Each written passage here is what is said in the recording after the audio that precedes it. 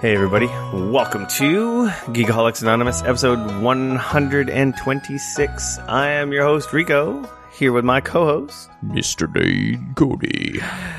Mr. Dane Cody and I get together once a week, talk about video games, TV, movies, and or whatever the hell we like. Heck yeah. Hell mo effing yeah. This is the future-friendly, family-friendly podcast there. That was some self-editing. Wow. Who are you and what have you done with my co-host? Well, Dane, it was Thanksgiving this weekend. Yeah, it was. I happened to be around a lot of family this weekend. Mm-hmm. Someone may or may not have dropped the F-bomb and had one of their nieces or nephews repeat it. Oh! No one was around to witness it. I laughed my ass off. So you didn't get in trouble.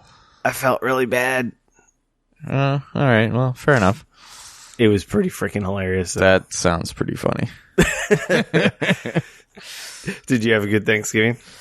Yeah. I mean, it was kind of chill on this end. Friday night we did a game night at the office, so played a shitload of Overwatch. LAN party, nice. Yeah, played a whole bunch of Overwatch. I saw your jerry-rigged PC on the internet somewhere. Yeah, man. So like a caseless gaming PC, like just Frankenstein together, or what? Well, so here's what happened. We have a couple. Like, I work for an IT company where we do like managed services, and we have a couple of really sweet computers in the office from a processor and RAM perspective. But because nobody in the office is doing anything remotely related to 3D graphics, the GPU is not exactly something that anybody cares about. So we have a couple of these like really small form factor like Dells, and they've got like 8-core i7s with 32 gigs of RAM. So they're Skookum i7s and stuff. So they're using onboard video. Exactly. And so I had an extra 670 from when I had SLI'd 670s that I wasn't really sure what I was going to do.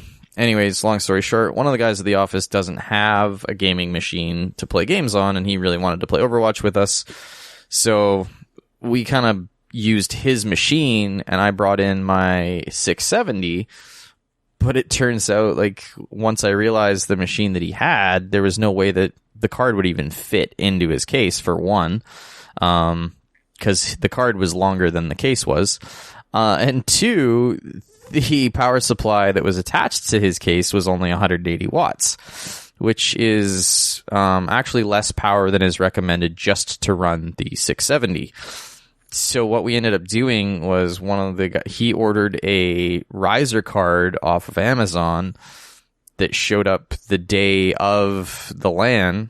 And then what we did was we borrowed one of the power supplies from the back, because we are an IT company. We have extra power supplies laying around.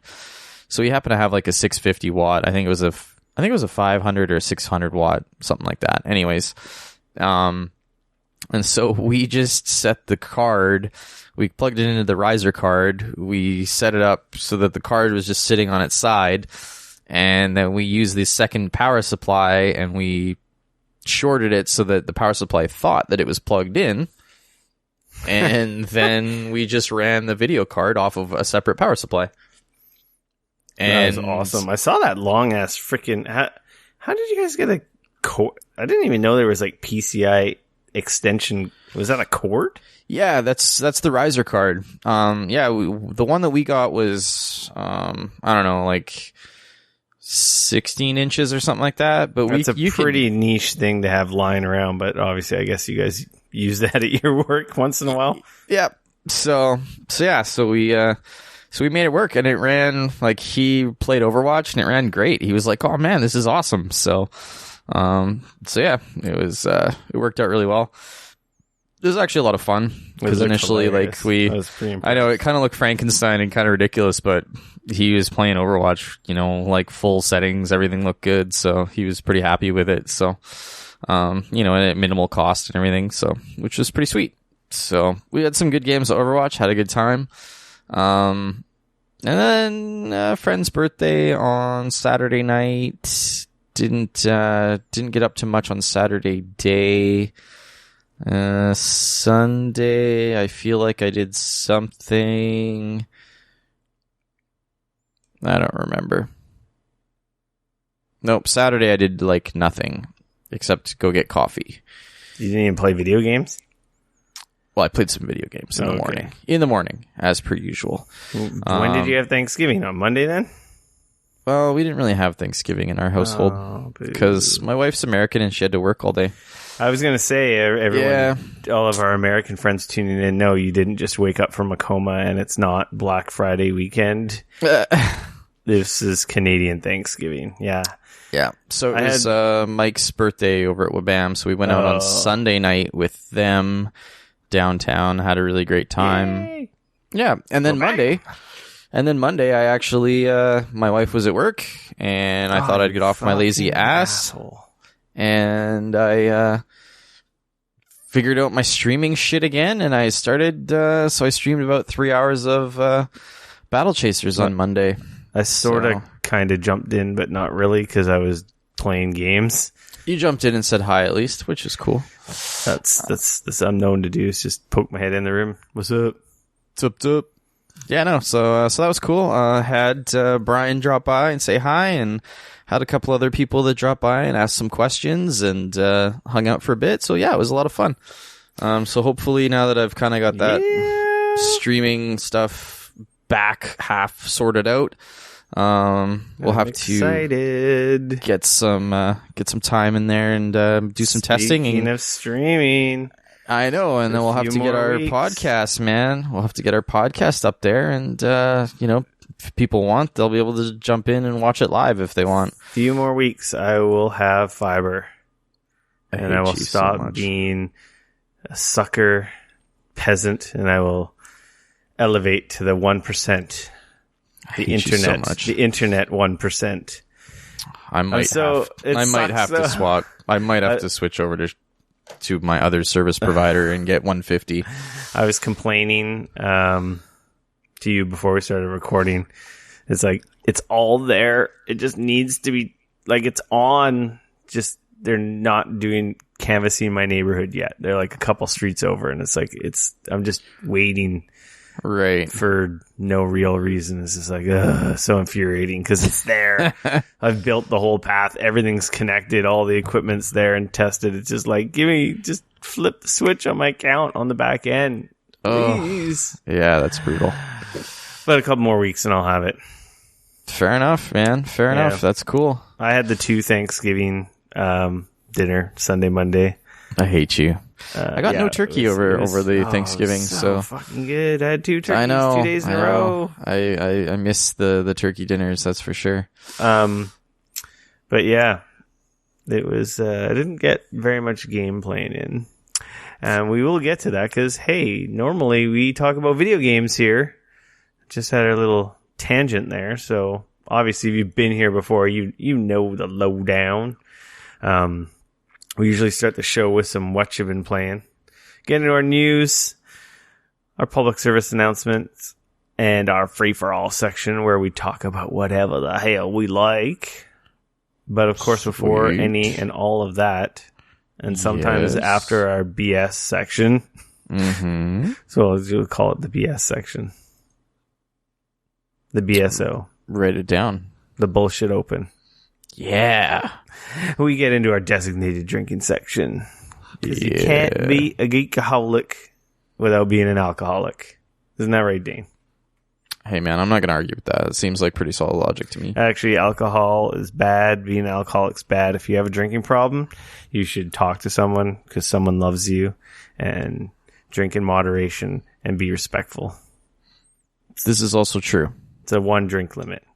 I'm sarcastic. Like, being an alcoholic's not cool. That's dangerous, and you can hurt people and you can hurt yourself. So that is also true. Read the small print. Yeah. Know that we are tongue in cheek. That was the disclaimer. I don't want to be responsible for anyone doing anything bad. Fair enough. So Rick, what are you drinking? I am drinking Crown Royale. You still got that bottle? Man, you're nursing that thing. It's a big fucking bottle. I want to see photos of this bottle. You claim it's that big. Well, it's probably like a little, like, it's probably just like a little Mickey, and you're like, oh, it's so big. Not a Mickey. It's a 1.14 liter. And I only drink about, like, maybe an ounce or 2 a week. Like, I drink it straight, just a little bit, a couple shots. You do know that a shot is an ounce, right? Yeah. Okay.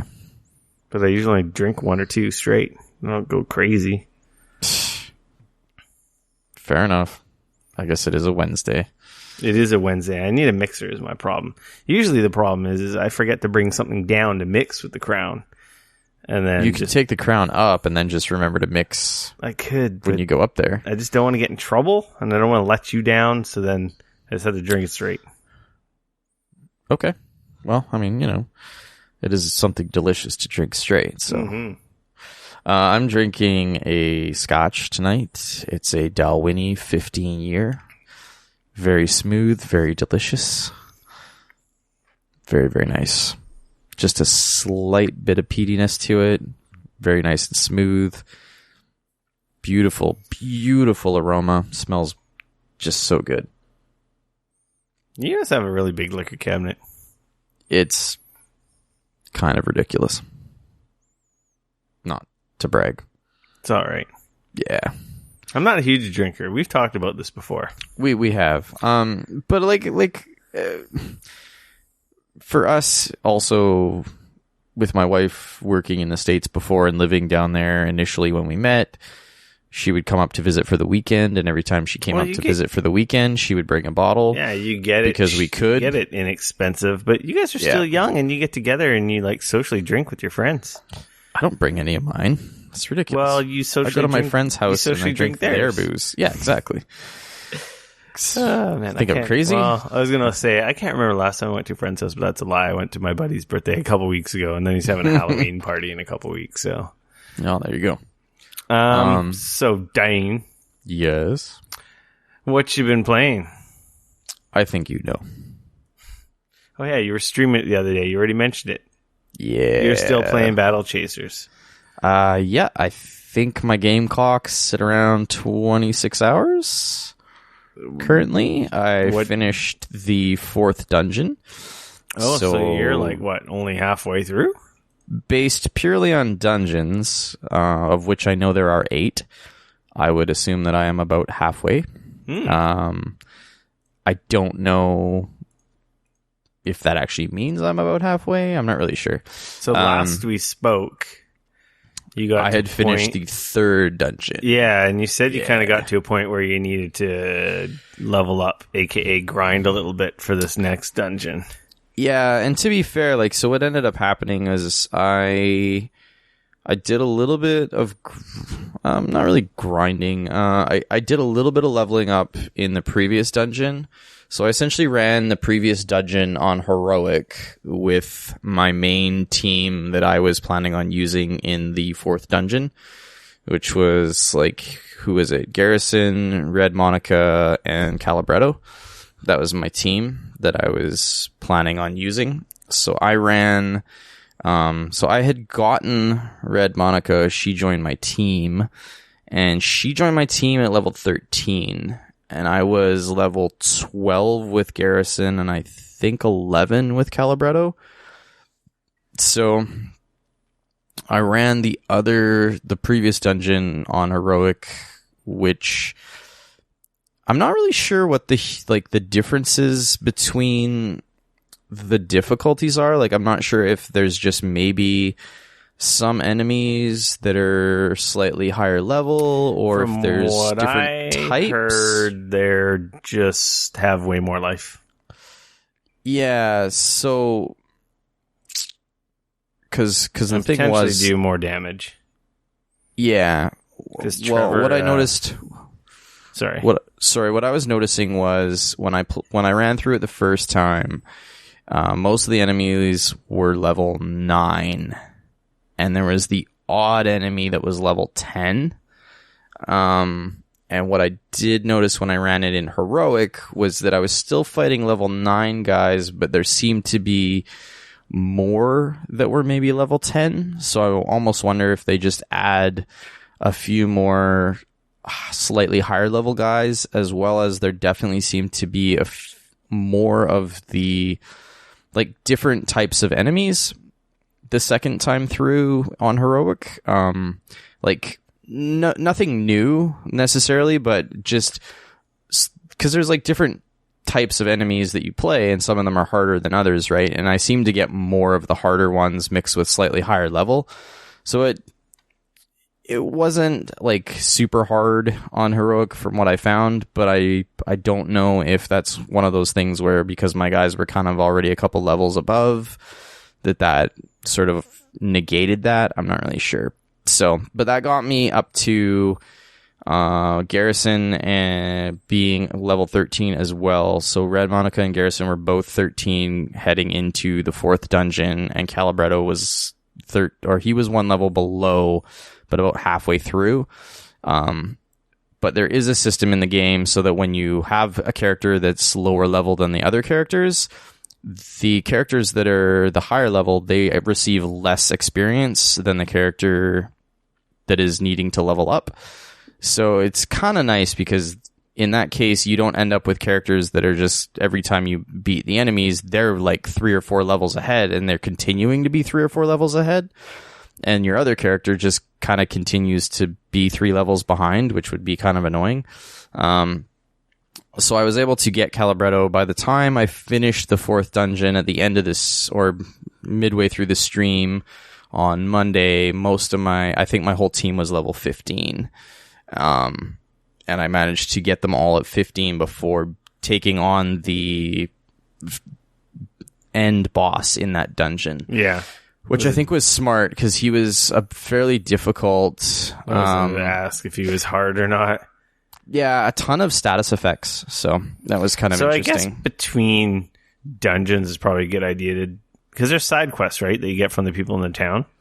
Yeah, there's various side quests that you can get. The Beastmaster, she gives you like hunt quests. So it's actually probably a good way to level up between, you think? It helps for sure. What I actually found, it was kind of funny. So I was 3/4 of the way through the dungeon, I think, when I started streaming. So I got all the way to the very last, like right before the boss. And then I actually teleported out of the dungeon, went back to town, rested, and then I actually went down into the sewer and I did a hunt before I went back to the dungeon. So when I did the hunt, I fought one of the level 12, essentially the level 12 hunt that you get a quest for. So I got a bunch of experience, and that's actually what pushed me above level 15 on almost all my characters. So that kind of worked out really well for me. The dungeons save, right? Unless you choose to explicitly restart it? Yeah, unless you're playing on Legendary. If you play on Legendary and you die, the dungeon resets. And I'm not 100% sure, but I think if you leave on Legendary, it may also reset. But Legendary, I'm not 100% sure of that. That's the 3rd difficulty. Yeah, which you don't get unlock unless you beat hard, right? Legendary unlocks when you beat it on normal. So you have to beat the dungeon once to unlock Legendary. Okay, never mind. Yeah. So you get the 2 difficulties from the get-go, right? Yep. Yeah, see, what I was saying earlier, Trevor, he heard us talking about it, and he's like, he decided to check it out. And he likes what he's played, and he was telling me how when we were at the park, this is my brother-in-law for everyone listening, so we see each other quite often. Right. We have kids in a similar age range, and, he's my brother-in-law, so our families hang out a lot. And he was telling me that he tried it on hard, and he said it seemed pretty difficult. The enemies just had like a shit ton of life, because he was asking me, he's like, how much life do they have on normal? And I couldn't quite remember, and I'm like, I don't know, I think around 70 plus or minus hit points on the normal enemies, and I think he said they were upwards in like the high hundreds or 200s.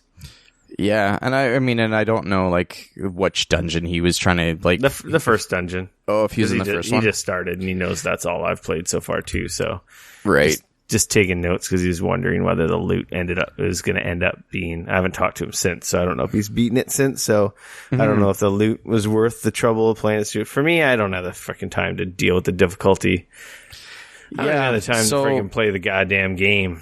So what I ended up doing was I beat the 4th dungeon on normal with my, or I guess you'll call it my main crew. Then I did a little bit of story stuff, actually unlocked the last character, and he joined my party, I believe, at level 17. So that's a pretty good indication that the next dungeon is probably going to be level 17. That's what happened with the 4th dungeon, is I had Red Monica, she joined my team, and that dungeon, she came in at level 13. And that dungeon, pretty much the base enemy in that dungeon was 13, and a couple, some of the enemies were 14 as well. So I got him, he joined my team, I did a little bit of the story stuff, and then I actually went back to town, swapped my team back to the characters that I hadn't used yet, and they were all around a level 11 and 12. 2 of them were level 12, 1 of them was level 11, and I actually went back through and I played the 4th dungeon again with those characters to get them leveled up as well, and I managed to beat that dungeon with that set of characters. So now they're all most of the way, almost, I think, 14. So I did kind of go back and do a bit of grinding with just those characters. And the reason I did that was I've heard that some of the bosses and some of the enemies later on are more susceptible to certain, like, sort of characters' attacks. So it's kind of helpful. So yeah, you don't want them to be under-leveled when you can bring them in. Yeah, so I've heard it, like, specifically the one... Oh, what is his name? Nolan. He's the mage character, so he does pretty much all of his attack is magic based. He's really helpful in one of the bosses, and I'm suspecting that it might be for the boss on the 5th dungeon. Just kind of the way that I'd heard the conversation go, but I'm not 100% sure. So I kind of wanted them, not even like, and they all play so different, and they, like, it's funny, when I started playing that game, you start off the game with three characters. It's just Calibretto, Garrison, and Gully. And Garrison is he is a physical character. He's got a big sword, so he does physical damage. Calibretto, he also does predominantly physical damage, but he has some magic spells and stuff as well. And then Gully is kind of a support type character. She has a lot of defensive abilities, so she can, like, set up various blocks and things like that to really mitigate damage. So you have a really balanced team when you start the game. So then you get Nolan. I came across Nolan, and he was around level 11, I think. So then, of course, the question becomes, like, who do I replace and put Nolan in? So now the one that I replaced was Calibretto, because he's a magic user, mostly support. He's got a lot of heals and ways to bring health back, which he has a ability that I used, especially near the beginning of the game, that was kind of a lifesaver, especially in dungeons. And that is his dungeon ability. One of his dungeon abilities is to heal the team. So when you're in a dungeon, he can use that 6 times in the dungeon, and that is really helpful because you're not using any mana and you're not using up any items. It's just that's his dungeon ability. Yeah. Also, when you level him up a bit, he also gets an ability, if you want, that you can put skill points into, that at the end of every match that you, or every battle that you do, he'll heal the team, and that's everybody on the team for a little bit of health. Now, that can be super helpful because there's a few, if you get decent enough and you can do a battle, you can kind of be low on health, but you can fight a couple of the more meh enemies in the dungeon, not get hit very much, and almost like regain health after a couple of rounds, which is super helpful. So he was really key near the beginning, but because he has the heals and stuff, and so does Nolan, I replaced Calibretto with Nolan because that kind of made the most sense. Like, he's a magic user, but he's also got like the heals. He had an ability, especially initially, that he could heal the whole group instead of just one user, which I was like, oh, that'll be great. I'll just replace Calibretto with him and I'll go into the dungeon and we'll do our thing. And it worked out okay. But then I started realizing like there was some of the things that Calibretto had, such as his dungeon skill, where I really started to miss because I was like, crap, like, if I need to, I can heal my team and not necessarily all the way to the top, but I can do a really good heal with his dungeon ability if I need to. Yeah, for free. Essentially for free. And also like just like the heals and stuff that Calibretto had for when I was in battle were really helpful. So there's a few things that I was really missing with when I had him out of my team. You don't get the ability to change members into your party once you're in a dungeon. You commit, right? So at the beginning of the dungeon, you get the chance to choose your team going into the dungeon. And you have that whole team for the entirety of the dungeon. Now, I haven't tried it, and I've been meaning to try and see what happens if you leave the dungeon and you swap out your team, if it resets the dungeon, or if you can continue on from where you were. Because that is one nice thing. So initially I thought as soon as you entered a dungeon, you had to finish it, otherwise it would reset. That's actually not the case. You can leave the dungeon on normal and heroic. Yeah, I know. Sure. I've left the dungeon, and it hasn't reset, because I came back and I'm like, oh, same layout. Yeah, enemies same are layout. Gone. You just have to start at the very front again. So you just have to do like a run through of the dungeon. Yeah, or just go to a waypoint if there's one nearby, and yada. Yeah, or go to a portal, and you can portal if you've unlocked them, which is super helpful.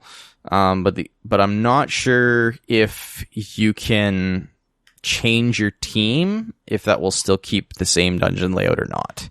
That's the only thing I haven't tried, and I've been meaning to do that. So. But yeah, so I've kind of been trying to keep all of my characters roughly the same level.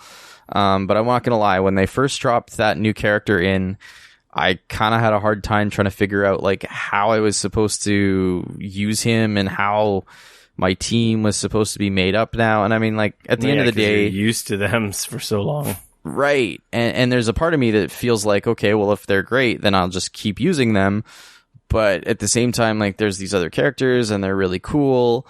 And like, Red Monica's got a couple of abilities that are like super great. Like, she has has like an assassinate ability that if she's stealthed and you use the assassinate, you do like massive damage on a character, which is like actually saved my butt a couple of times. Yeah, I can imagine that being pretty helpful because if she's stealth, then the enemies can't attack her specifically. If they do a group attack that's designed to hit everybody, then they'll pull her out of stealth. But essentially they can't target her for a specific attack. So it's really helpful in that regard. And then she has a couple abilities like the assassinate one where she does almost double the damage if she's in stealth when she does it versus when she's not. So that's like big damage, on especially on some of the like characters. Also one of her main abilities that doesn't, just one of her main abilities has a chance to do status effects. And it's a variety of them. So she can either like poison, or she could cast cold, or she could, there's like sunder or ignite. So essentially like there's a chance for her to do like one of 6 different status effects on an enemy anytime she uses her main. So it's a really nice way to start off the match, because right off the bat you could, sunder them, which makes them like weak towards, or makes them weakened towards physical attacks, or if she obviously ignites them, then when they do their, like when it becomes their turn, they're going to take like anywhere between like 20 and 50 like burn on them. So like right off the bat, she's just going to start like ticking away at some of their health, right? So that's super helpful. I haven't actually even used the new character that I just got, which was, his name starts with an A, but I can't think of it right now. But oh man, spoiler alert. I know.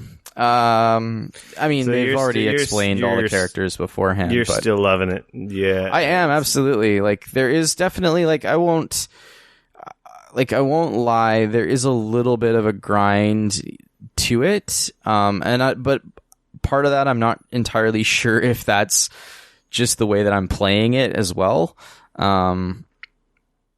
There's also a arena that I found as well that so you have like waves of enemies and you go in with a team and it's there's a countdown of 20 minutes and you essentially just fight enemy like wave after wave of enemies until the timer runs out. Some of them are harder, like they slowly kind of build up towards like harder and harder enemies. And you started. Is this for prizes or do you? Yeah. Oh yeah. No, you get prizes and money as well as like. That was the only thing that kind of bothered me was you don't get a lot of experience for it, which was kind of a bummer because I thought I don't want you to just sit in there and over totally, which I get, but it did kind of suck because like I went in there, spent 20 minutes like fighting all these dudes, got a whole bunch of kind of items and side stuff, and then turns out like I got like 40 XP or something like that. I was like, what? I think what I noticed with this game is I think it's really balanced that you're never too powerful and then you have to think about every encounter, and that's intentionally done. Yep. Especially if you want to keep the story moving forward. Yeah, because otherwise I love over leveling in RPGs or in any game. But then it comes to this game is, like we said last week, if you didn't listen to last week's show, this game is a side 2D Japanese like turn-based JRPG essentially. Yeah, it's like a dungeon crawler with turn-based combat more than anything. So the problem with those games is when you do become over-leveled, all you seem to do is mash A and you're not really doing anything. Totally. So then it reduces the combat to, why am I even doing this? Yeah. So I think their balance is that they've made it difficult enough and the systems of buffs and debuffs and like combo attacks I couldn't believe it. To get you away from just, autopiloting through the whole thing, right? Yeah. Well, and also some of the harder enemies also have their own burst attacks. So I was fighting the fourth boss and he freaking used a burst attack on me and I didn't even realize that that was possible, that they could do that. And I was like, oh, you motherfucker, that was a dick thing to do. Also, another thing that's neat is I had my level 3 burst become unlocked. But it's not just a matter of having that open for all the characters. So after you unlock the level 3 burst, there's actually a little bit of a sort of a quest system almost in place to get everybody's level 3. So they more or less gave me gullies off the bat from the Beastmaster. She's like, oh, here you go. But she says like right off the bat, like, go talk to this person to, maybe about so-and-so's, or maybe talk to this person. And I can't help. You should talk to this other person. You should F off. Yeah. So it's actually interesting. So like, for example, with Nolan, his level 3 ability, I went and talked to the Enchantress, and she gave me the first page of a series of a book. And in order to unlock his level 3 burst ability, I actually have to go find the other pages in the book in one of the dungeons. So it's pretty cool. It's not just like, oh, you hit level 20 and here you go. Here's all your burst abilities for all of your characters. There's a little bit more to it, which it's fun. It's really cool. I'm really still enjoying that game a lot. And when I'm not playing it, I'm thinking about playing it more than I care to admit. And yeah, like, even though there is a bit of a grind, the game is so pretty, and the writing is really well done, and the voice acting is really well done, that I actually wish there was more of it. I would love to see these guys make a second one with a bit more of a budget and, you know, more cutscenes and cool shit. And yeah, like, I would love to dive back into this universe after I'm done this game, for sure. It was pretty well received generally, so I think. Well, I know they're working on another game right now, and I know for a fact that it isn't Battle Chasers 2, unfortunately. So, but yeah, no, I like, honestly, if you're into that type of game, I honestly like really would recommend checking it out. I've honestly been loving it. I can honestly say that I have not been this into a turn-based RPG / dungeon crawler in a very long time. It's definitely got its hooks in me now, and I'm really liking a lot of the stuff that it's doing. Also, not having the random encounters from from Final Fantasy or a lot of those old Square Enix games is so nice. Knowing it has made it super hard. So when we went to California, I took my Game Boy Advance Micro with me, and I started to play, what was the game called? It was an older Square RPG, because I happened to kind of find it in a drawer, and I forgot that I'd never even started the game before.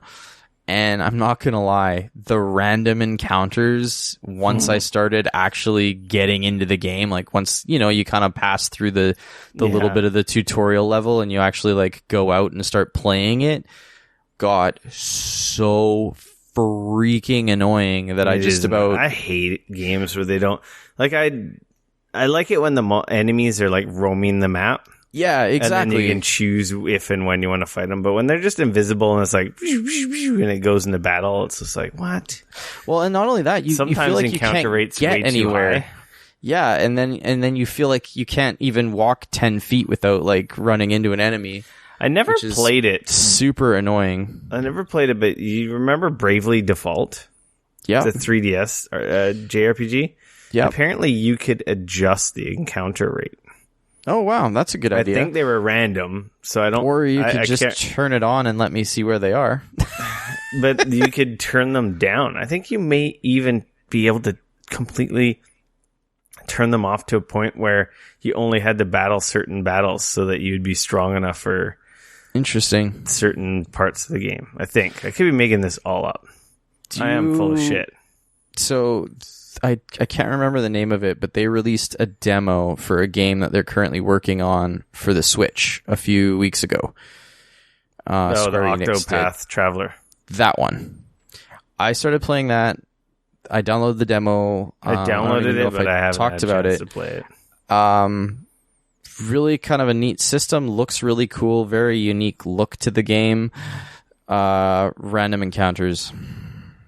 And it, like, You're like, was so bummed out when that was a thing. Like, I don't know. When I was younger, it didn't bother me as much, but now I think it's a time thing for me where it's like, okay, I know I've killed a whole bunch of enemies through here. It's like in Battle Chasers, right? I can run through a dungeon and I can kill everything up until the end boss.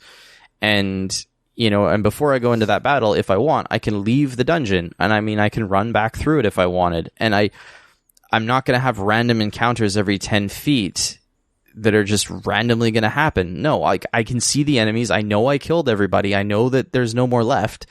Like, I can go to where I need to go and come back, and it doesn't just get lost in a series of, oh, sorry, random encounter. Oh, sorry, random encounter. It's just that now feels like it's not respecting my time.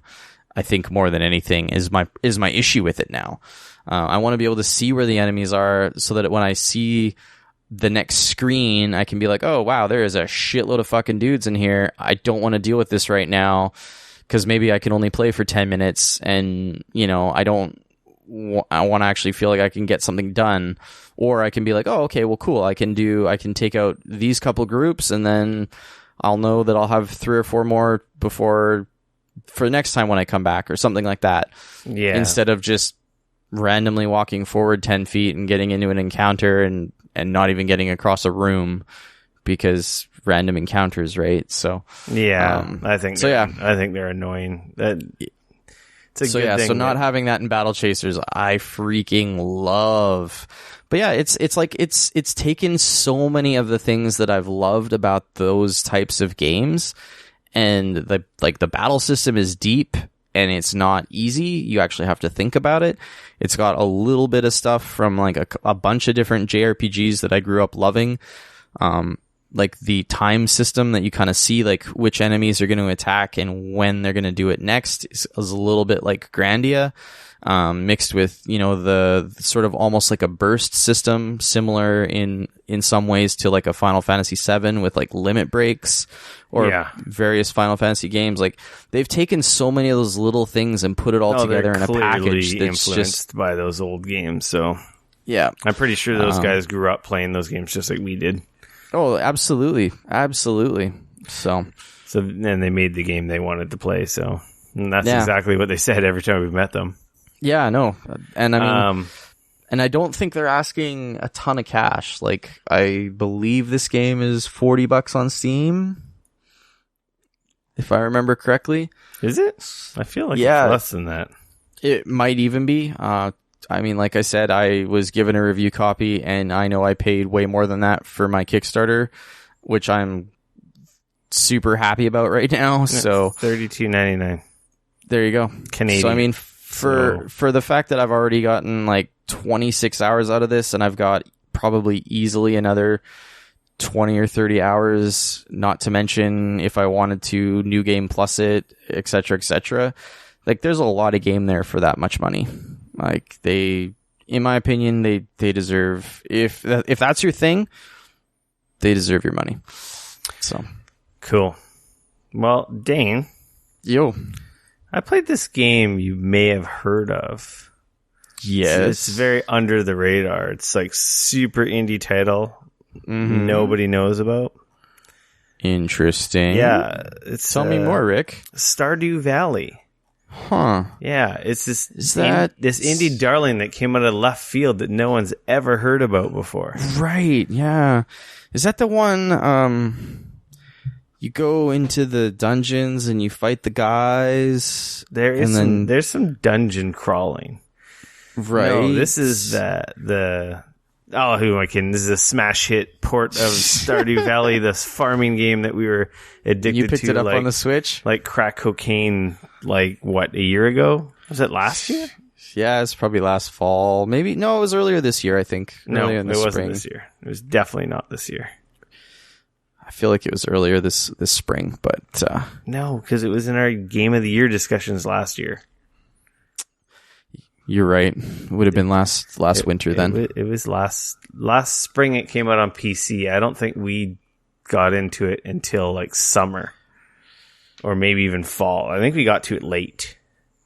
Yeah, we did. So, anyway. The game was real good. Yeah, Stardew Valley on the Switch. What more is there to say? It's on the Switch. It's still an awesome game. Addicting as shit. I only have one complaint. Okay. Is this in regards to... okay. That's what I was going to ask. Is it sort of specific to the Switch? It's specific to the Switch, because I was playing it on PC. And on PC, it instantly loaded and it instantly saved. Yep. It takes a while to load on the Switch, and it takes forever to save. That's like the PS4 version, though. Is the PS4 version like that? When you go to bed, it's like a black screen, and it even tells you don't turn it off. Cause, yep. Yeah, see, that's just... I meant to tweet at the guys at Chucklefish Games. I think that's what they're called. And ask? No, I just meant to tweet to them and give them free advice. Hey, on your save, / loading screen when you go to bed, just put like a twirly circle so I know the system's fucking doing something. Like, why would you put a message that like, okay, it's still working, it's not frozen, right?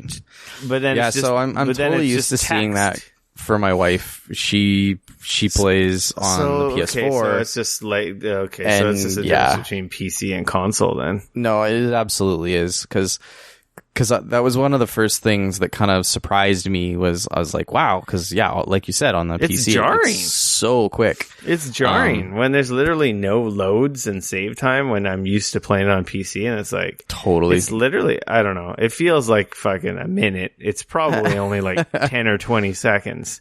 Yeah. But it feels like an eternity because compared to the PC version that has none. So that's the only complaint I have. Yeah. As far as I can tell, it's the same game. Right. They may have added stuff. I haven't gotten far enough to see if they've added anything, but I don't think they have. I think anything they have added here has been added to subsequent PC updates after the console versions came out. Yeah. But it's a great fucking port. I'm always amazed at how much those guys are still adding to that game. It's a great port, and if you haven't played it and you're looking for something fun to do on Switch, it's a fun little farming simulator. That game is so good. My wife is still. I know. She plays. She's been what? Man, she's going crazy on that. I think she's into her 9th year. I can't remember. It's her 9th or 10th year. Jesus Christ! So she's finished. Okay, so she's finished her community center. She's completed her museum collection. Wow. She has gotten all the both of those on PC. She's finished all the fishing. She's caught every fish in the game. She's finished both dungeons. She's gotten to the bottom. She's killed absolutely everything in I've gotten the to the bottom list. of the dungeon. Mm-hmm. She killed everything in the list that when you talk to the adventure club, they give you a big list of like monsters and stuff that you have to kill. She's finished that. She, like, seriously, it's insane. Like the amount of stuff she's done, it's crazy. It's a fun game. And I think last I checked, she's at $8 or $9 million. I think saved up. Jesus Christ. She must have. I wonder what her game clock is. I bet you. I don't know. I'll have to be check. Digits. Yeah, I'm pretty sure she's just. Yeah, it's a testament to how good a game it is. Oh, absolutely. You know, your wife plays games, but she's probably never played any game in her life as much as this one, I'd assume, eh? No, not a single one. Because I think if you were to probably add the time she spent playing the various Skylanders games together, probably, but not a single game like that. Yeah. So yeah, there's not much more to say about that. If you're an old listener, you know we may have gotten you addicted to that. It's still good. Yeah. And it's on Switch, available now. Yeah. And it's actually not very expensive. I want to say it was like $15.99 or something. Yeah, maybe $16.99. I think it was like that's just a freaking it's a bargain. Oh yeah. It's like a steal. How is it control on the Switch? Like, is it pretty good? It's fine. Yeah. All right, I have no problems with it. Sweet. I'm a video game professional though, so maybe for someone with gimpy hands. No offense to anyone with gimpy hands. Fair enough. You might have problems. I don't know. It controls fine. The only thing I don't... I lied. There's more than one only thing I don't like about it, and it has nothing to do with Stardew. This is more of a complaint on the Switch. Right. When I try to play it in bed, the buttons are quite clicky on the Switch. It's loud. So I feel like it's loud. Because I'll be playing it with headphones laying in bed because my wife goes to bed really early and sometimes I'm not ready to go to bed, so I'll just play like maybe half an hour or something until I pass out. Right. Excuse me. Talk about sleep, put myself to sleep. Yeah, no kidding. Jeez. And just I feel like I feel like the buttons are really clicky and loud. So that's not a Stardew problem. That's a Switch problem. No, that's definitely a Switch problem. So I'm going to talk about this thing after you talk about your thing. Okay. Some of you may have played the Star Wars Battlefront 2 beta. I downloaded it. I installed it. I literally played it for like a minute. I had no impression. So I'm going to preface this right off the bat with I downloaded it. I installed it. I played one match of, what is it? 40 on 40 or whatever it is, like the big one where you're running around as a stormtrooper. 40 on 40? Seriously? No. I can't remember. No, maybe it's 20 on 20. There's a lot of fucking dudes running around. Let me tell you that much right now. Like, But they do the Titanfall NPC thing in this, right? Like there's computer. I think so. To be totally honest with you, I did not seem to live for very long to find out. It was like, and I mean, again, like to be fair, I didn't put a ton of time into it. I did not live very long though. Like I seemed to spawn and die a lot. Sounds like Battlefront to me. Yeah, it's totally killed from like a super hardcore player from across the map, and you don't even know where. Yep. I mean, this probably ties into one of our news stories, kind of, but you get unlocks and loot boxes, and not just cosmetic unlocks and loot boxes. So, like, right off the bat, I had 3 loot boxes that I could open from, I don't know if it's just because I was a returning player because I played the first beta or because I owned the previous Battlefield, but anyways, I had a couple like loot boxes to open. I think they just give you some to get to like tap your veins. Maybe that as well. Here, have some crack. So you got to get enough points to get a loot box, and then from the loot box, you're going to get everything. You're going to get weapons, you're going to get skins, you're going to get characters, you're going to get all that stuff. And I don't think that that's necessarily a great idea. I don't know. It'll be more interesting. Like I want to wait to see when the full game comes out to see like what that actually looks like. But it was definitely a little bit off-putting when I was playing it for the first time, and I was like, okay, what's going on with that? So yeah, so it was a little bit, I don't know, we'll see, like I said, what those look like in the final game. Like, it is still technically beta, it's kind of a demo. I would think that those are fairly in there now at this point, if that's, because that game comes out pretty quick. So it's not like there's a ton of time for them to I think it's change that. Mid-November. Yeah. So, but man, I don't know. I want to play this because I want to play the single player. Yeah, I've pre-ordered it because I want to play the single player campaign. Which is a weird thing for me to say about a Battlefield game, a predominantly multiplayer game.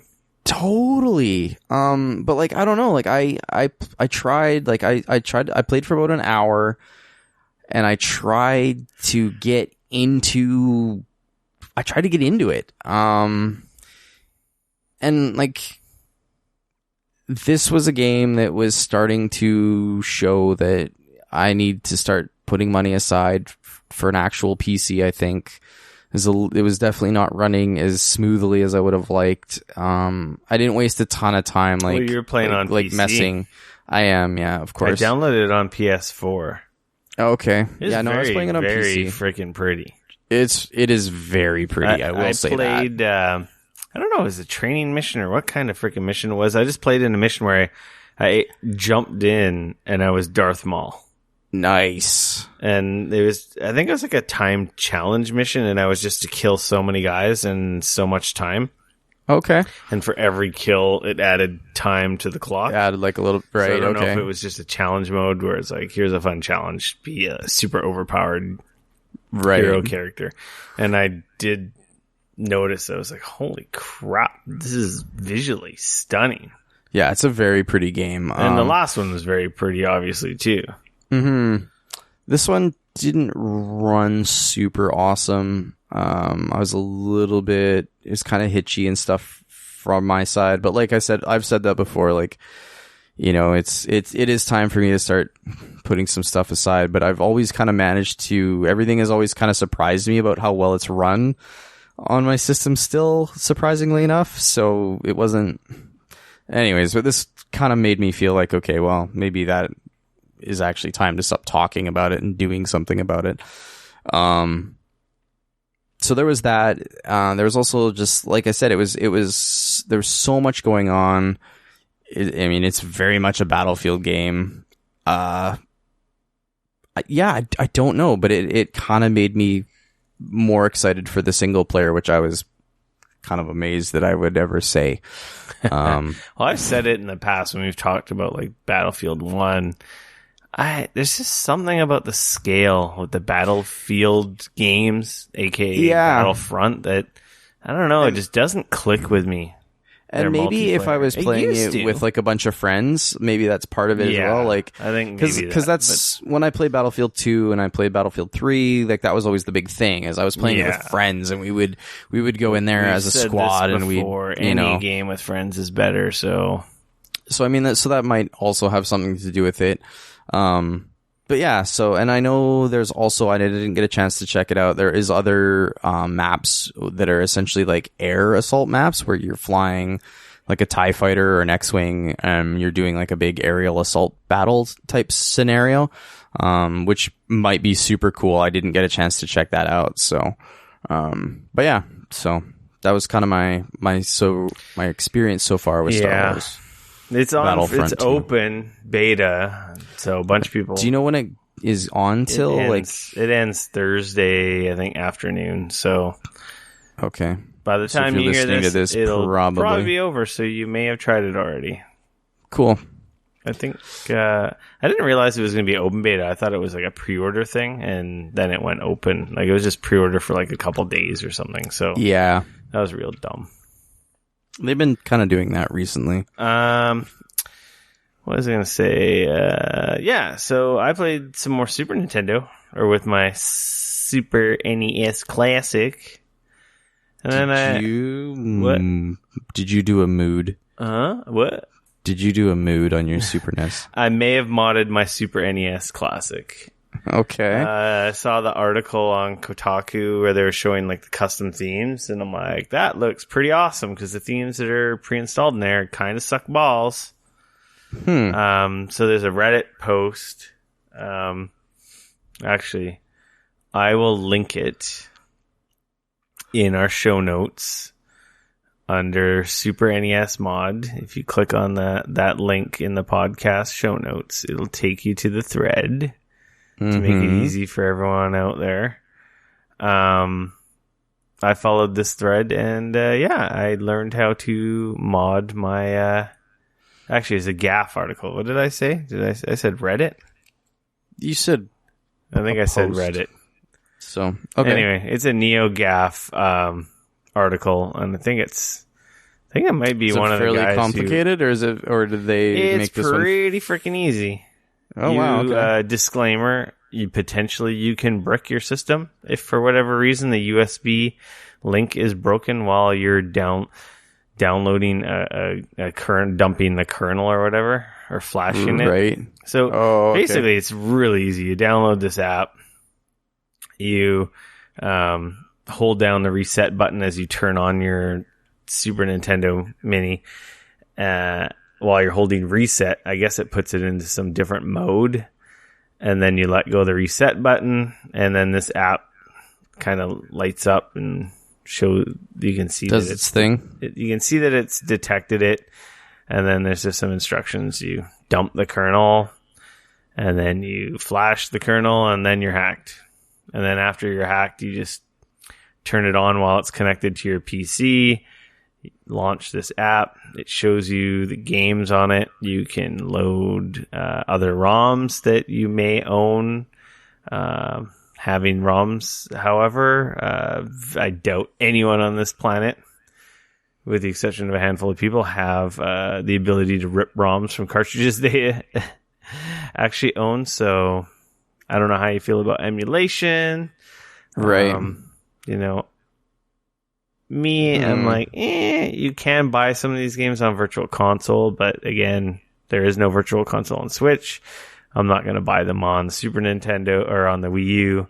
And to be honest, I added a couple games, and I bought those games retail back in the day. I may not have them anymore, but they got their money from me at one point, so I don't feel too bad about it. But, I don't know how you feel about emulation. It's a touchy subject. It is, it's stealing, but to be honest, a lot of these games, some of the companies don't exist, or there's no way to legitimately get money to them anyway. So I don't know. I didn't go gung-ho and load like a million games, and if you did, you'd kill it. I just added a couple. So out of curiosity, how much space is on that system? I think it's 300 megabytes. Okay, and the so games are not tiny. Games are like 1 or 2 megs. I think the biggest game... Really? Yeah, I think the biggest game I've added is Chrono Trigger, and I own Chrono Trigger and currently own 3 copies of Chrono Trigger, so I don't feel bad about loading that on here because it seems to be like a gigantic omission from the system. Like, what? That was one game that I was kind of surprised they didn't add. So that game was 4 megs. What? Yeah. Wow. Apparently, if you add more than 63 games, the Super Nintendo will crash. You can add more than that. There's just like a tool that you can create a folder. I see. Any more. It's just the main screen can only handle that many. You can put games in a folder. I don't like the folder because it looks weird. You see all your games and then you see a folder. You can put custom box art on them, which is kind of cool. Or you can find the original box art and say everything works, nothing breaks. That's awesome. Yeah, it's pretty cool. You can even add the functionality. I didn't do it yet. You can add the functionality so that a button combination gets you back to the menu, so you don't have to get up and hit the reset button. Oh, that was, I think, really the only thing. Like, I shouldn't say. I have mixed feelings about it because there's something about having to get up and go over and hit the reset button when you want to go back to the main menu that's kind of awesome.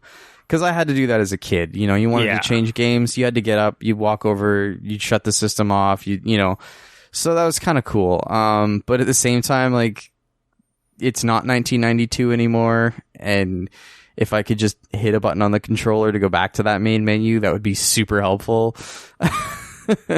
So that was pretty painless. It was a little scary because I thought I fucked things up, but everything's working fine. And I didn't necessarily do it to add games. I did it more for the themes because I saw this article and I'm like, oh, that's an amazing looking theme. And these guys on Graph have created a couple posts with custom themes. Now, putting custom borders is a little trickier. Interesting. Okay. You need to use an FTP program and FTP into the Super Nintendo. The app that does this all is how do you pronounce it? I don't know how you pronounce it. Hakchi 2? I guess that's it. Hakchi. Hakchi. Yeah, Hakchi. Okay. So Hakchi, use that app. You can actually turn on a FTP server, and then you can use an FTP program to FTP into your console, this is probably a little higher level for people who aren't super PC.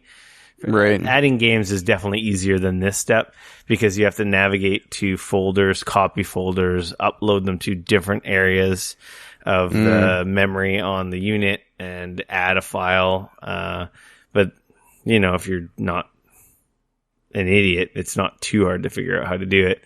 And yeah, I added a bunch of custom themes and they're freaking awesome. Sweet. I'll post a picture on Twitter of one of the ones I'm running and some of the games I added. But yeah, I was scared. I'm like, oh, I don't know. I'm like, well, I got the UK version and I got the American version. And hey, if I fuck this one up, if you F that one up, then you got a cool thing to put on your desk and you've still got one more to deal with it. I still got my other one. So, right. Anyway, yeah, it's pretty freaking cool. And it turned out to not be very difficult. I was a little scared, but yeah. Anyway, this post is on here, and don't get mad at me if you brick your super hard to get Super NES Classic. Fair enough. With that being said, I think we can get into the news. Yeah, so Street Fighter V is going to receive a free arcade update next year in January. If you guys remember, Street Fighter V came out, a year ago? Over a year ago now. Missing a story mode. There is no arcade mode. It is basically just online versus and local versus when it launched. There wasn't even a store, and with all kinds of issues, in terms of connectivity, other bugs, yada yada, and obviously just major parts of the game missing as they were kind of rushing it out to get it out in time for Evo, the big tournament. So they had the groundwork laid out, and when it came out, I'm like, oh yeah, this is awesome Street Fighter, but it's missing a bunch of shit. They added the story mode. They added the store. They're still playing it at tournaments. It is the newest Street Fighter. The gameplay's solid, but man, they screwed up so much stuff with the launch of this game. And now it's kind of like almost 2 years later, well over a year and a half, they're going to have an arcade, your classic arcade mode where you multiple fights against the computer and then I guess a boss and boss and something, which is kind of weird because I guess story mode is kind of like an arcade mode, but with the story, I don't know. Anyway, that's coming. Honestly, I think it's too little too late, but yeah, it's free. Yeah, I guess I've heard that despite the initial issues that game had when it first came out, I've heard that it's come a long way and that it is a pretty capable fighting game. It's an awesome fighting game. Still a great game. I loved it when it launched frickin' broken. Right. But it's like, this is just, come the fuck on. This is shit that should have been there at launch.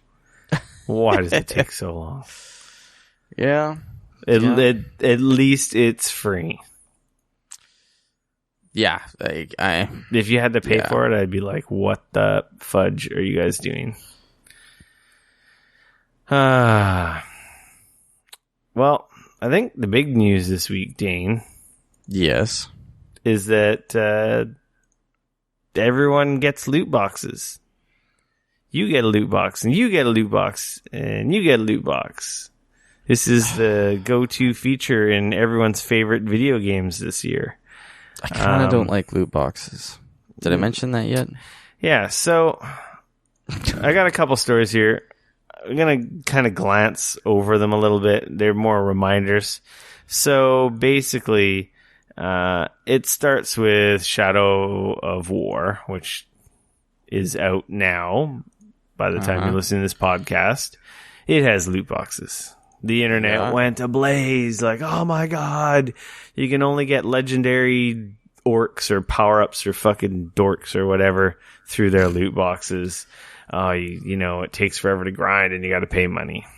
Okay, that was, that's one version of this. And then Forza 7 totally changed their structure of credits and unlocking cars and their VIP program. And I don't know, does Forza have loot boxes too? I think it does, doesn't it? They implemented a type of loot box in the last one and the sixth one, but it wasn't so much loot boxes as when you hit, there was a level up system, and when you hit certain levels, essentially what would happen was you would get, there was a grid. Yeah, it was a roulette wheel, a cursor right? it was more or less like a roulette wheel, and you would hit the button to try and stop it, and it would kind of and then people were upset because the currency is just such a slow churn, right? Yeah, you could get in-game currency, or you could unlock cars. It really kind of depended on what you were getting. But it was, it was fine. I don't know. It didn't bother me. I I've heard that Forza 7, there's not actually loot boxes in the game yet. So they're planning on implementing loot boxes in the future, but they're not actually implemented in the game yet. Yeah, they have like a card system and... Yeah, and also I did just want to point out as well that the initial reports that legendary weapons were only available in loot boxes in the new Shadow of War actually was found out to be totally false. Or incorrect. But so that was somebody that was reviewing the game. They thought that was the way that it was, and they reported it incorrectly. And of course, the internet freaked the fuck out because it's the internet. Oh my god! And he did come out after and say, "Oops, that was my bad. That's actually not the case. You can also get it from playing the game, just as per usual, and you kind of as you would expect. But they also do drop in loot boxes." As kind of a way that if you wanted, you could spend money to sort of skip ahead in some ways, if you will. So, we got Shadow War, we got Forza, and then we got the Battlefront beta, which seems to be the most egregious or worse offender, in that the loot boxes in Battlefront apparently are just straight up pay to win. You do not unlock abilities through playing the game. You get loot boxes in turn. If you get crappy items in those loot boxes, you can, I guess, dismantle them, and then you get a pittance of credits that you can eventually buy what you want. But apparently, it is such a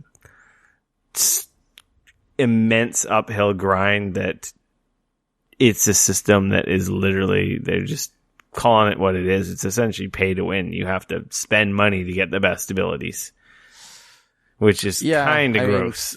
From what like I kind of said, like they give you a few loot boxes right off the bat, which was kind of like a bit of an interesting sort of situation where I didn't really expect it. I was like, oh, what's this? And like I said, I'll be kind of curious to find out like when the full game comes out. Like, is this one of those situations where not out?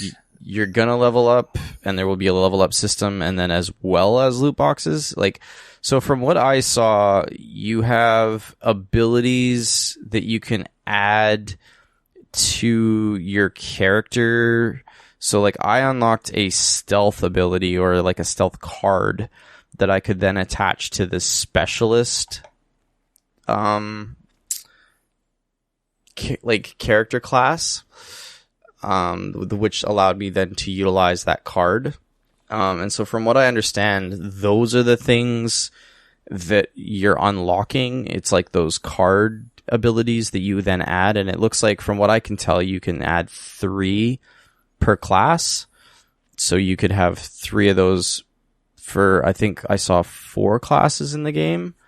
So you can assign those per class. And my guess is that there's probably different levels of those ability or those cards.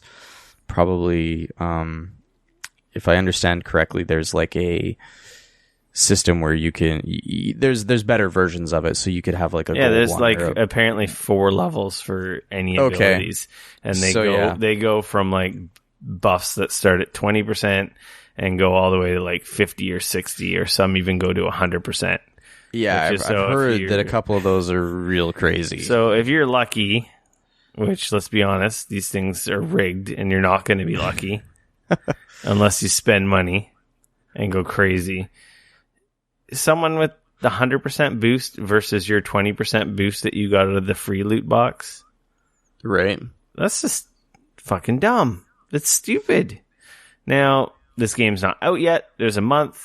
They might adjust this. They might change it. But it seems like it's so ingrained in the whole level up system of this game that it seems to be a problem. And it's just, this has been a little storm here brewing. Like I said, it started a month ago. It started with Destiny, though I will say everything in Destiny, their loot boxes are aesthetic, right? There's no pay to win in that. Like, it's all aesthetic. So there's no harm in that. That's fine. And that's the thing with Overwatch, which is kind of the Overwatch, game that made this whole thing a problem, is the fact that all of their stuff is the same as that. It is not an issue because they're all cosmetic. None of it is pay to win. Yeah. It's all just hats and outfits and voices and shit, right? I understand these guys are looking for other revenue streams, and it's fine and dandy, and you see a news story like Activision posts $3.6 billion profit on in-game item sales. That's a big effing number. And any and every publisher / dev out there's like, holy crap, we need to pad our bottom line with that shit. But the thing is they didn't take the lesson that Overwatch did and just apply it to, you can have it. If you're an idiot who buys that stuff, I'm sorry for a lack of a better word, because it's fake, invisible video game bullcrap that no one sees. It does nothing for you in real life. The whole point is to enjoy the game. Let's be honest. People, it's awesome to look cool. Even you're like, "Ooh, that looks super cool," and I want that awesome Destiny skin, or I want that Destiny hat, or whatever. But I don't play the random game. If I can buy it straight up, I'll buy it straight up. Like in League of Legends, I bought tons of skins.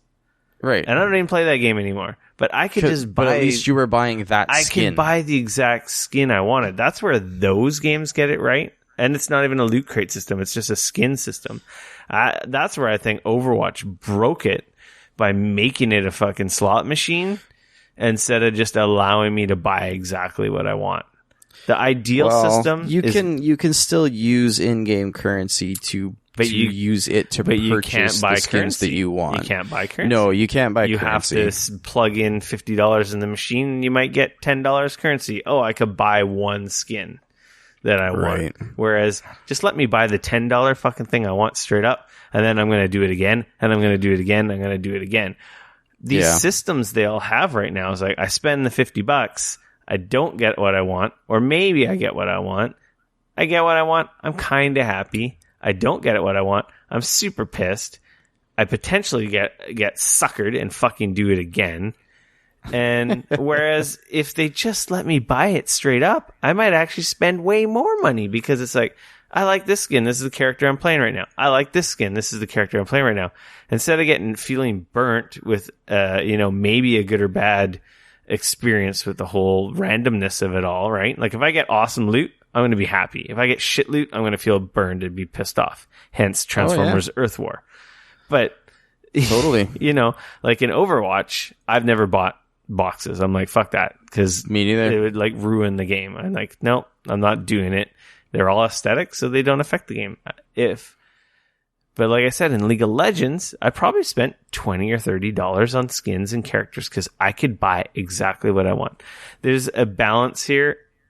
I like loot boxes and I don't like loot boxes. I like loot boxes when they can be earned at a pretty reasonable clip, and you're unlocking good stuff as a reward. That I feel like the drops should be rigged in your favor to set off that thing in your brain, that monkey part of your brain that's like, yay, right? And you get, I feel like it should be rigged to give you good drops, and then maybe that incentivizes you to spend money because they're actually rewarding, or not rewarding, but you're getting something all the time.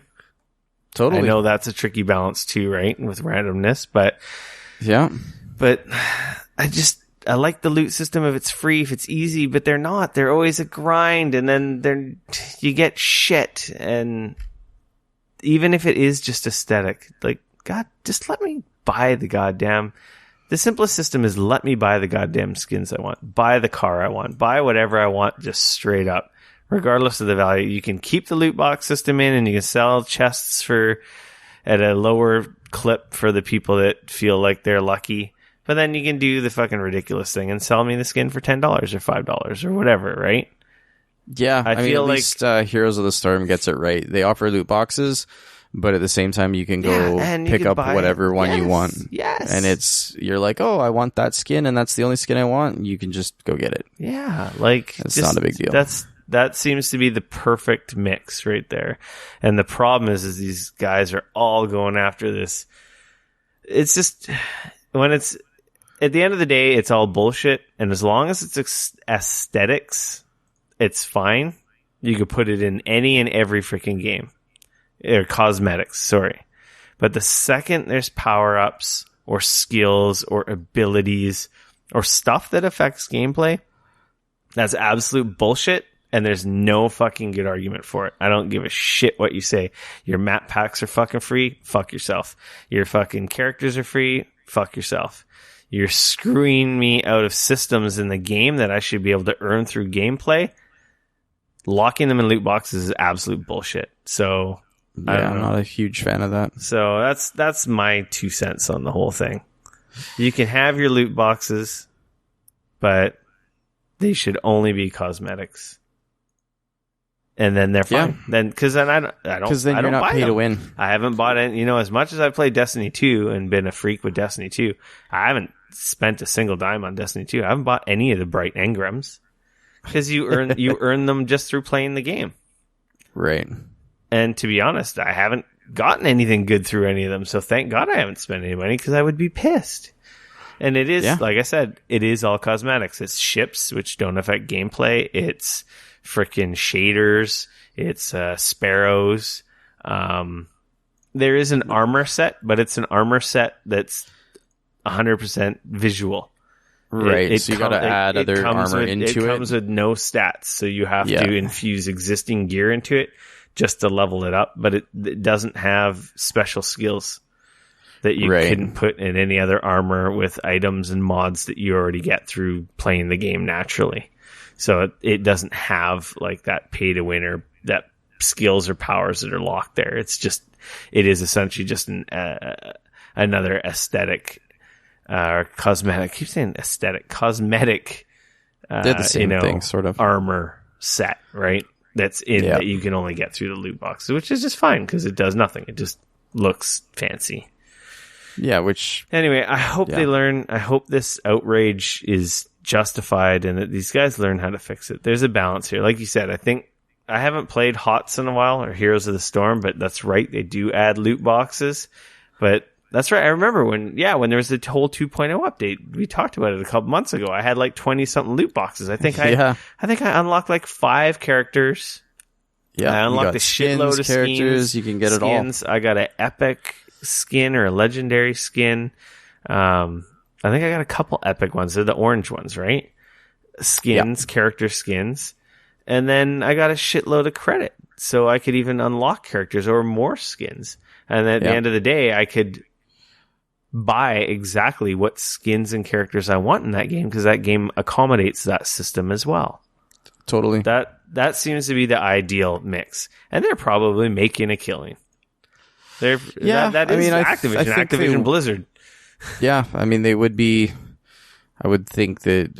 I don't know. I'm not entirely sure how well that game is doing right now. Like, I never seem to have a problem getting games. I think it's doing just fine for them. They keep adding characters like crazy. I think they've almost added the entire Overwatch cast to that freaking game. Yeah, that's so they wouldn't be adding characters if it wasn't doing well. And like Junkrat is the next character to be. And like I quoted this story earlier, like Activision, I'm sure most of it comes from Overwatch, but I'm sure a pretty penny of it comes from Hearthstone and freaking Heroes of the Storm. Anyway, that's that. That's the big thing going on right now. Here's hoping they fix it. I'm not gonna, to be honest. Like you mentioned earlier, I'm buying Battlefront for a campaign. I doubt I will play any multiplayer. And if they don't fix any of that bullshit, I definitely won't be playing any of the multiplayer because they can go themselves. Yeah, I'm holding off on that purchase because I want to know how long the campaign is, what that's going to look like. I got it on, I got it on a price error, so it was $49 Canadian. So I'm getting it regardless. Right. I wish that's fine. So, that's that. Iron Banner started in Destiny. I played a little bit of it the other day. They've changed it up. Yes and no. There's no quests per se, like in the old Destiny. You just get tokens that you give into the vendor. 20 tokens, you get a faction package, and then you could potentially unlock the Iron Banner armor sets. They look really fucking cool. They're really cool armor sets. I don't know. I'm really trying to wean myself off that game because the PC version is going to be here in a couple weeks, and we're going to be playing the shit out of that. So I think, and you're not having time to play anything else because you're too busy playing Destiny 2. Well, and that's it. I've been playing this Destiny. It's like there's so many good games right now that I need to pull myself away to play them. Yeah, man. Like Destiny 2 comes out and Super Mario Odyssey comes out on the same day. But at least Super Mario Odyssey I can take with me. So yeah, that's true. Technically, I can. No, I can't take the PC version of Destiny with me. I could take the PS4 one, but I'm super stoked to play on PC. I can't wait. At this point, I'm saving the raid for when we potentially do it on PC. Yeah, that raid seems pretty intense and a little rough. Yeah. I'm not going in blind. I've already been starting to watch a few videos. I'm seeing some of the stuff. Right. I was listening to the Giant Bomb crew. They did the raid, and I think they took 20, right around 20 hours. They were going in blind, though. Yeah, they did. They did totally blind. They were figuring it out. So I'm not doing. I don't fucking have that time. I'm not doing that shit. Forget that noise. No, I'm doing it at the point where it's a few weeks after, and guys are like happy to Sherpa you through, and it takes a few hours. The weird thing I have with the one thing I think is weird about Destiny 2, which is awesome and it's not awesome, is the whole clan mechanic. So I joined a clan, which is it's actually one of the Kind of Funny Guys fans clans. Right. They have a clan, and Destiny clans have levels. As you do stuff in the game, you earn clan XP. You can earn a max for each of your characters each week, and you contribute to the main total, which levels up your clan, and then you get different perks like more glimmer when killing Cabal enemies, more experience when doing this, more likelihood to get loot drops when doing events, any events with clan members, stuff like that. Okay, so I think 6 perks, 6 levels. Our clan's maxed out for season. They say season 1. So we have all the clan perks available to us. And every week, there's also 4 milestones for a clan for when your clan completes the raid, your clan completes Trials of the 9, your clan does a Crucible milestone, and there's another one, which I can't remember. And for each of those, you get a powerful engram drop. So nice. 2 of those is regular powerful gear, potentially guns and armor. And 2 of those are tied to the raid and Trials of the 9. Well, you get Trials gear and raid gear. Just by specifically, being in a clan? It seems to me it's only weapons. You don't get armor. So I think there is still, I was going to complain that I kind of feel like I got the raid rocket launcher, which is an amazing rocket launcher, but I've never done the raid. So I kind of feel like, well, what am I doing the raid for? Now I figured it out. It seems like you don't get armor drops. So, okay, I play it so I can get the cool armor set, but it's a cool feature, but at the same time, it's kind of like it leaves you scratching your head like, now I got the dopest gun in the game, or one of the dopest guns, but I never did the raid. Do I really need to do the raid? I can just keep doing all the other fun stuff. Banging my head on the wall. So anyway, I thought it's a cool feature, because for some people, they said only 16% of PS4 players have done the raid, which is apparently triple the amount of people who did the last raid. Well, hey man, I didn't do a single raid on PS4. I did for Destiny 1. I did every raid except for the last one, and they are cool. There is a raid in Destiny is such a unique experience, and I've said that before on the podcast. It's unlike anything else. Speaking of the raid, the prestige difficulty, which is like this hard difficulty, was supposed to come out today. It was delayed because issues. Fair enough. And that's enough Destiny talk. Nintendo ramps up Switch production to 2 million units per month to meet demand. Them Switches be selling like hotcakes. I've actually seen them on shelves in stores now. So, what? Yeah, I definitely have not yet. I've seen them here. I was just at Walmart on Monday, and they had like a couple of the Splatoon bundles. Really? Yeah. And I think right now, if you were to go look online, I think you could even come across one somewhere. Yeah, I don't know if you could actually find the current. I don't know. Here, let's look at Best Buy Switch. Oh no, it's not. No, it's online. Yeah. Sold out locally. No, sold out online, available in nearby stores. So they have the launch, the gray and the neon red and blue. Yeah, that's the one that I've got. And you can still pre-order the Mario bundle that comes out at the end of the month, which comes with Mario and a carrying case. Okay. Which is the red, cool red. That red looks awesome, which makes me kind of mad that I have the neon red, which looks pretty dope too, but I really want a Mario red. Yeah, I like the Mario red ones. They look real good. I think I'm going to be buying my fourth set of Joy-Cons. Yeah. So yeah, if you don't have a Switch, you should be getting one of these soon. Well, you know what's going to happen though is just right around the time they finally get it, so that you might be able to get one, is when everybody's going to start buying them up. That's what I was going to say. Right now, there's a lull. So if you're on the fence, you might want to get one now, because in a couple of weeks they might be hard to get. Yeah.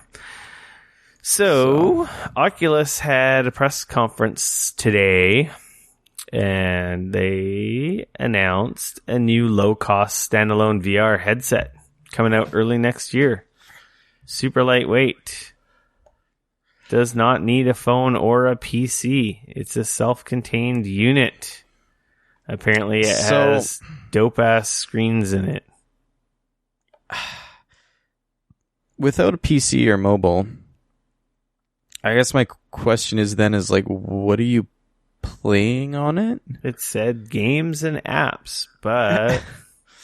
No, I get that. I just mean, how are they getting there? Is it just Wi-Fi? You're just logging in and...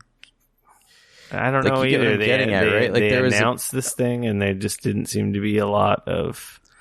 Because even with the one that you buy for your phone, your phone has the games, your phone has all that stuff on it. So, it's interesting. They're calling it Oculus Go. Yeah.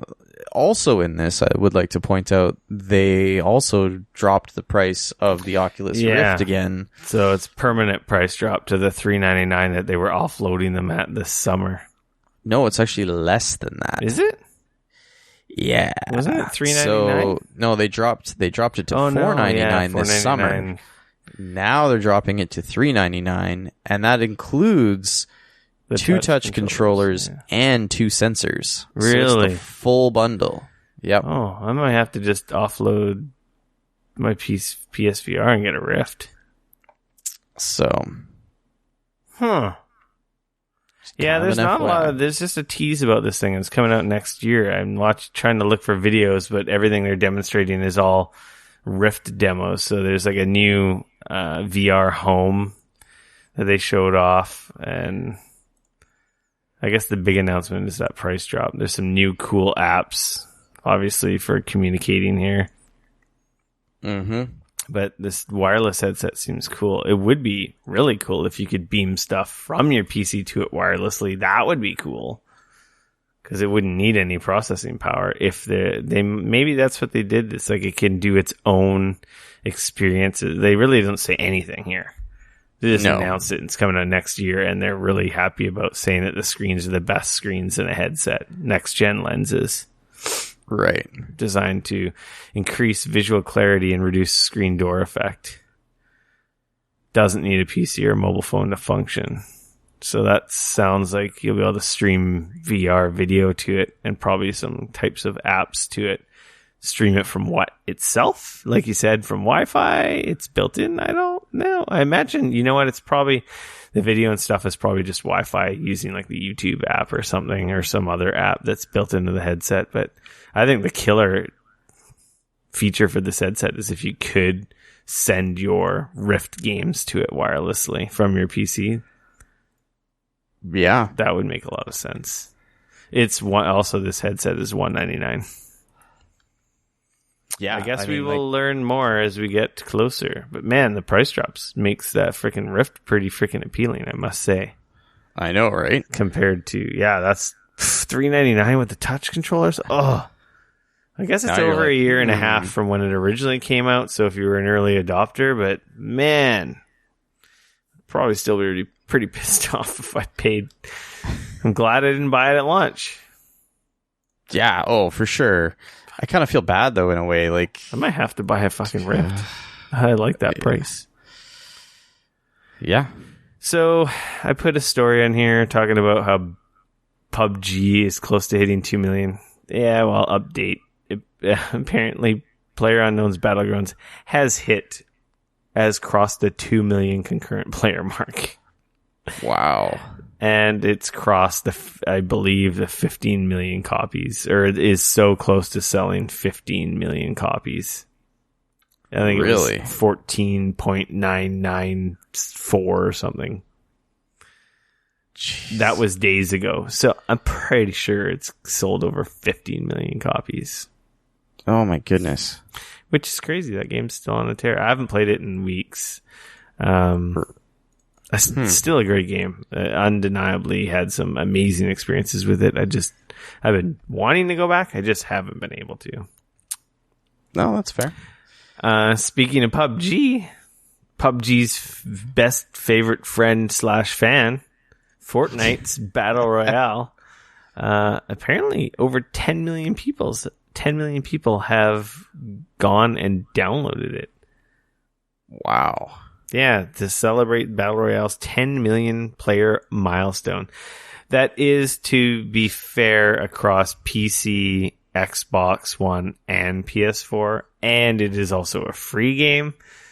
But it goes to show how big PUBG's effect has been, and people like that game mode and want to play it and are willing to give a go to this freebie. And it's also, it probably doesn't hurt that it's on consoles because PUBG's not on Xbox, it's not on PS4, and this is like, for people who are on the fence hearing about this PUBG game, like, well, what better barrier to entry is there compared to none? It's free. You can just try it and go, oh, okay, maybe this is the intro free version, and you might just stay there, or you might be like, hey, this seems pretty cool. I want to go to the next level, the hardcore version, and you might invest on the PC version. But if you don't have a PC, that's going to be a problem. You're getting that Battle Royale experience. I installed it on my PS4 out of curiosity. I have not played it yet. I've been meaning to. A couple of my friends have played it, and they said they like PUBG better. But I think that might be the sentiment if you played PUBG first, right? Compared to Fortnite. Well, from what I understand, they're quite a bit different. Like, just in the feel and the way like the game runs and looks. It's a little bit. The way I look at it is, you look at the MOBA space and League of Legends and Dota 2. They're both very different games, and yet they're kind of the same. You can learn how to play a MOBA with either one of them, but that doesn't mean that you're going to be good at either one of them at the same time. Like, it just means that you kind of have an idea of how that game's going to work. And I get the feeling that this is kind of a similar situation. Like, you're going to have Fortnite, which is going to be more cartoony, going to be a very different vibe. You're going to be able to build some stuff. All that kind of stuff. Whereas, PUBG is going to be a little more realistic. It's based on the, Arma kind of engine / game. But I think that being said, I'm blown away by the amount of people that are clearly interested in this type of game. It makes sense because Fortnite is the first one to show up on consoles. So there's like PS4 players, Xbox One players. they've been hearing about this PUBG game and they want to get in on it, and they're super curious about it, that kind of stuff. So that I get. But like, it's crazy. Like that they've already had 10 million people download that and play it. Yeah, that's kind of crazy. That is crazy. There's a lot of people playing games, man. That's a lot of players. Like, no, there is, but that's a lot of players. Yeah, like, no, I would have never guessed. I would have been like, oh yeah, this is going to top out of a couple million. It's free to play game. Even if it got 1 million, I would have been honestly surprised. And yet here we are, at 10 million. It's like, oh my goodness. Like, yeah, I'm amazed. I had no idea that there was this type of hunger for that style of game. So like you said, I mean, when PUBG finally comes out on that platform, like, what is that going to finally look like? Like, it's going to have, like, I'm amazed. It's going to do gangbusters. Oh yeah. I'm impressed. Yeah, like, wow. I still want to play it. So, I still need to try it for myself. Yeah, I don't really have personally like any real interest. I just want to see how it plays on Fortnite, PS4 is more my curiosity. Right. I'm pretty sure and everything. I'm going to like PUBG more, but hey, well, it's worth a try. It's free. Yeah, there you go. No PSAs. I had something, but I don't feel like talking about it. So I deleted it. I guess we can go to our free for all. I got a couple things, not what big do you got things. Here? So, you remember the Harmonix Drop Mix board game thingamajiggy? Yes. We saw it PAX, but didn't necessarily take any time to stop and really play it. Yeah, we walked by it and we stood by it a few times. The mixing music mash card game.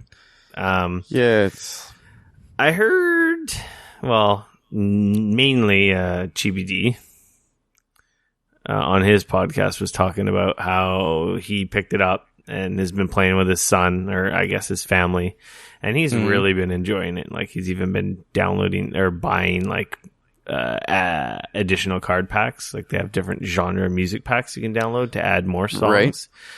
Right. And he's really enjoying it. And I was on the internet, and our good old friend Wario64 happened to tweet out you could get it for like $30 off. So in Canada, it's $130 plus tax. Whoa! So basically $150. That's crazy. In the US, it's $100. Right. On the Wario64 promo code promotion on Barnes and Noble, it was $69. Wow. Okay. With $6 shipping to Canada, and I'm like, hey, that's a lot less than $150. Even after conversion, it's like $90 something. I'm like, I think I'll take the plunge because it looked fun. It looked neat. I really like the music mashing. And then, of course, we said a couple weeks ago, thanks, Brian, sent me one of those Transformers cards they were giving away at PAX. And that has been burning a hole in my psyche. I see it on my desk, and I'm like, oh, man, I don't have the game. This card's cool. It's got an awesome Autobot symbol on it, but I don't have a game to play it with. So kind of feel like I was kind of peer pressured into this, but through the combo of it's not really a price error, but good pricing, I'm like, fuck it. I'm going to check it out. So I ordered it. I haven't gotten it yet. I'm actually really excited because my buddy is having a Halloween party. Right. And he's got a pretty bumping system at his house. And I feel like... So you're thinking you'll take it over there? I'm going to take it over there. And I think it might be pretty fun. The only thing I'm worried about is drunk-ass people spilling on the cards. Yeah. So, I don't know. Well, maybe I'll have to be a Nazi and be like, stay away with your drinks. But I'm really excited because the mixes and the music sounds really fucking cool. And it might be really fun. I don't know. I'm sure I'm going to play it at home first here, but yeah, I'm kind of curious to find out. Yeah, like, what I'm pretty excited like, too because I've heard some fun stuff, and I feel like I got it for a good price. So I couldn't say no. I'm like, I was out and about, and I was humming and hawing, and I'm like, okay, if I get home and it's not sold out, I'm going to pick it up. And then it's like I got home and it was still in stock, and I'm like, yeah, fuck it, you know. Fair enough. What's $75 shipped to Canada? Well, like I said, I'll be curious to sort of find out a bit more. Hopefully it'll be. It's like already shipped already, so hopefully it'll be here. Maybe, I doubt this week. Probably sometime next week. And the other thing I know is the Victoria Toy Fair is happening this weekend, so I'm going to be checking that out, which I'm pretty excited. So, hopefully they have some Transformers. I'm looking forward to decent price. Oh, okay. You got some that you're hoping to add to the collection, or what? Well, I've been looking besides obviously. I've been looking for a Soundwave for a while, and I'm just hoping maybe someone will be there wanting to get rid of it. Anyone in particular, or just Soundwave? Like a specific... Masterpiece no, I know. Soundwave. Masterpiece. Okay, that's what I was meaning. This is what Sorry. I'm hoping for.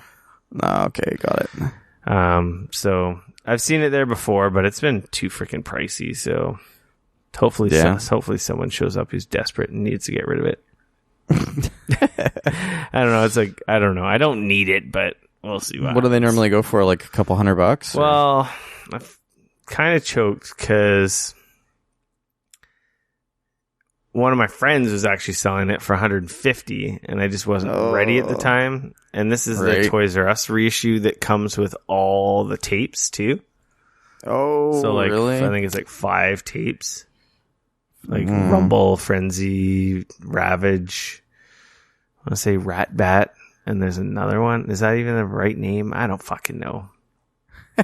Anyway, it comes with 5 tapes, and now I don't think I've seen it for less than $250. So it's just like, okay, fair enough. So I don't know. We'll see. I don't know. I just love going there. They have classic games, classic toys, all kinds of fun stuff. I could just sit there all day and just look at everything. Yeah. And they have a cool silent auction. I've gotten some cool stuff through their silent auction for cheap, so. Oh, yeah. Didn't you win? I got a headset. Like a $180 headset for like $50 one year. Right. Okay, yeah, I remember that now. Dane. Yo. With that, I'm going to say we have a show, my friend. Oh, a show. Episode all in the bags. 126. You can follow me on Twitter at RickFNoKRICF. Come bug me on Twitter at Dane Cody at DAYNECODY. Make sure to like, follow, share, subscribe, the whole meal deal. Geekoholics everywhere, Twitter, Facebook, and the YouTubes.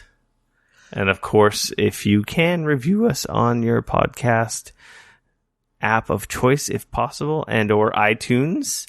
Helps us spread the word, the good Geekoholics word, and discover some new listeners can discover the show. We appreciate your help. And of course, thank you everyone for tuning in. And we'll see you next week. Yes, until next week, we are out. Go play Battle Chasers. Go play Destiny. Stardew Valley. Something new. Video games. Peace.